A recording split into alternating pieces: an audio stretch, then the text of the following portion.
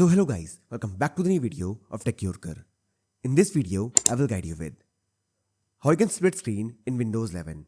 So first of all, open any two apps on your Windows PC. For example, let's open Chrome and File Explorer. Now here, hover over this icon and you will see all the split screen options. Now, to arrange the window on the left, click here and this will arrange it on the left. Now you can choose an app to appear on the right side. Let's select Chrome. And now as you can see here, the windows are arranged on left and right. To change the orientation, go here. And now you can select any option. Like for example this one. And then for the other three, you can select any app. Like this, etc. Well, you can also use keyboard shortcut for split screen. For example, if you press Windows plus left arrow key, then this will move the app to the left.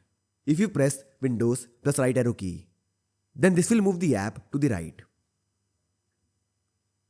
If you press Windows plus up key, then this will move the app up, like this. So this way you can use split screen on Windows 11. So I hope you find this very useful. And if you do, then don't forget to like this video and subscribe our channel.